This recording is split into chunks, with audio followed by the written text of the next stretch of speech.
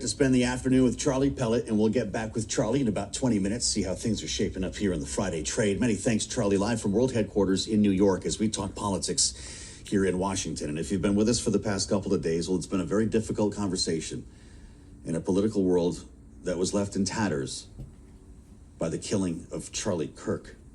This story has developed rapidly over the course of this day, starting with President Trump on Fox and Friends announcing that an arrest had been made. He didn't identify the individual, but he did say that the manhunt had ended. That, of course, was followed by an FBI news conference that included the governor of Utah. But the president was asked about some of the rhetoric around all of this, the political extremism, remembering that he said in the White House driveway yesterday as he was on his way to New York, just before he stepped on the lawn to get on Marine One, the president said, "We have a great country. We have radical left lunatics out there, and we just have to beat the hell out of them." Now, to be fair, the president also said in a separate conversation that Kirk was an advocate of nonviolence. That's the way I'd like to see people respond. But the headline of "beat the hell out of them" is making the rounds around here, and the president doubled down on that a bit, at least when it comes to the blame game this morning on Fox and Friends. He was asked about extremism on both sides of the political spectrum. Here was his response. The radicals on the right oftentimes are radical because they don't want to see crime. They don't want to see crime. Worried about the border. They're saying, we don't want these people coming in. We don't want you burning our shopping centers. We don't want you shooting our people in the middle of the street. The radicals on the left are the problem. And they're vicious, and they're horrible, and they're politically savvy. That's where we start with our political panel. Bloomberg Politics contributor Jeanne Zaino, Democracy Visiting Fellow at Harvard Kennedy School's Ash Center. Joined today by Republican strategist Lisa Camuso-Miller, the former RNC Communications Director and host of the Friday Reporter podcast. It's great to have both of you with us here, knowing that this is a pretty difficult topic. Lisa, do you see it the way President Trump does? That, in fact, radicals on one side are more dangerous than the other? Joe, I think that the language of blame is what's corroding this country. And that's really fundamentally how I feel. I think that this othering, this pointing of fingers, it's rooted in fear. And it's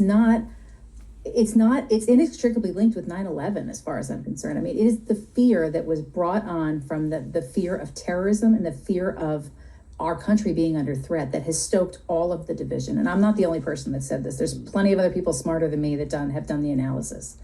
But now we come to a time when we have had this tremendous loss. And I think it sets a precedent for what comes next.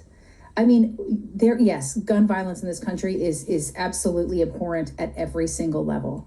I think the reason why people are so caught off guard by this particular incident, though, is that this is not someone that was an elected official. This is not someone that had a public forum. He did, but he was not an elected official. So the fact that we are stoking one versus the other, the othering, this guy is to blame or that guy is to blame, it's that shred of empathy that has been lost in the country that will continue to corrode all of us. Well, quite a contrast between the language that we just heard and have been hearing from President Trump and another Republican by the name of Spencer Cox. That's the governor of Utah. You've seen him on this program a couple of times. Jeanne, he's been very deliberate in his wording, not just this morning, but yesterday as well. I want you to listen to what he said about some of the disinformation and the blame game that surrounded this. It started within moments of the news of Charlie Kirk's death. Listen to Governor Cox. It is also much bigger than an attack on an individual. It is an attack on all of us. It is an attack on the American experiment. It is an attack on our ideals. This cuts to the very foundation of who we are. We will never be able to solve all the other problems, including the violence problems that people are worried about, if we can't have a clash of ideas safely and securely. Even, especially those ideas with which you disagree. He went on to say a lot more about the disinformation that they are tracking. He said that his team on the state and federal level as well are seeing that our adversaries, he said, want violence. We have bots from Russia, China, all over the world trying to instill disinformation and encourage violence. He said, I would encourage you to ignore those. Jeanne, I think you would agree with the comments from Spencer Cox. How worried are you about the rhetoric from the president? Yeah, I'm so glad you played Governor Cox's comments. To your point, immediately after this horrific killing, today, when he spoke at a very emotional press conference, his remarks are the definition of leadership. And unfortunately, the president's are not. The president is doing what so many people are doing, unfortunately, online, which is in the midst of this horrific incident, they are leaping forward to blame the other side and to do the exact thing that President Trump said happened to Charlie Kirk, the dehumanization. He turns around and does the exact same thing sitting on that couch at Fox today. You know, the reality is that President Trump is the leader of this country. Leadership matters. He should take a lesson from Governor Cox.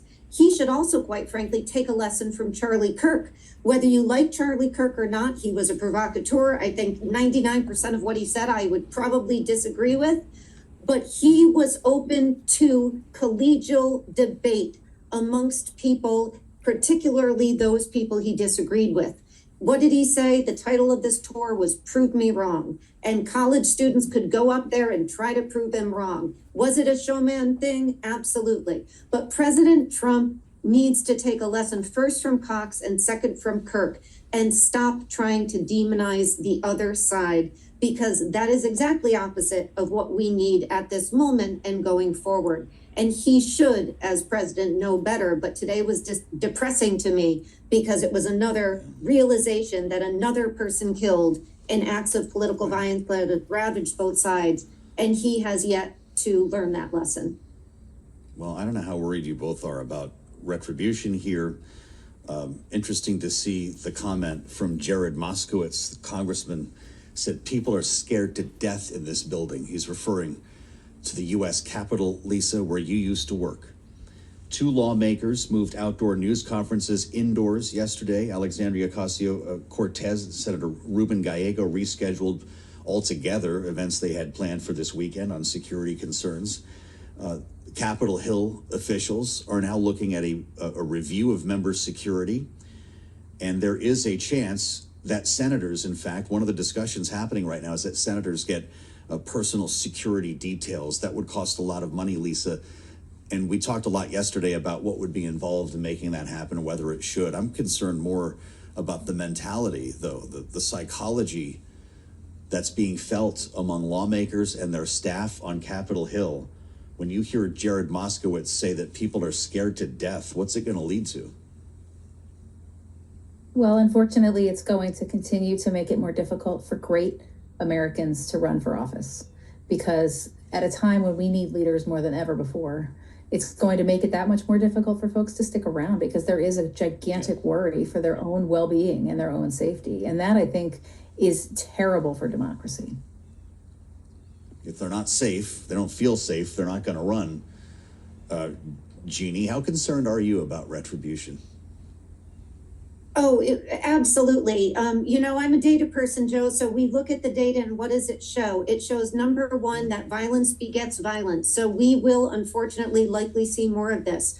Another really important thing it shows is that while violence is not yet political violence, I should say, at the levels it was in the 60s and the 70s mostly coming from the left, it is more lethal today. And political violence today is gun violence. That's the other thing that the data shows. So if you want to address political violence, not the whole story, but part of that story is addressing the ability of people who would carry it out to access guns. So there's a lot to learn from the data as it pertains to addressing this. And again, it's not just about gun control. We also have to see, in addition to protecting public officials, we have to see some ability to regulate social media and what is happening online. I go back to the fact that these young people today grew up with Charlie Kirk and they watched him die on their feeds and their phones, whether they wanted him to or wanted to see it or not. We have to be able to address this, as well as what we're hearing was the radicalization that may have occurred to the culprit who shot Charlie Kirk. All of those things government can speak to and should speak to immediately. And, you know, Congress is really where that has to start. Usually after a mass shooting or a major public tragedy like this, Lisa, there's a conversation, at least for 5 minutes, about gun laws. Jeanne just mentioned social media regulations or restrictions. I'm not hearing anything like that at this point. Are we just too jaded to even go there now? Well, I think it's a little new and it's a little fresh, and it's the week of 9/11, and there's a lot of other business to be done in Washington. I'm not convinced that there won't be a conversation about that. But unfortunately, it becomes, again, Joe, a battle between right and left, and a battle between where can we meet in the middle. And you would hope that this would be an opportunity for us to come together. I mean, we not only had a school shooting the same day, we had lots of violent acts and other things that happened. We need to have that conversation. No. I appreciate both of your insights very much on this. Lisa Camuso-Miller, our Republican strategist, Jeanne Zaino, our Democratic analyst and Bloomberg Politics contributor. Thank you so much both for your candor. Our conversation with Congressman Glenn Ivey, the Democrat from Maryland, is up next, only here on Bloomberg.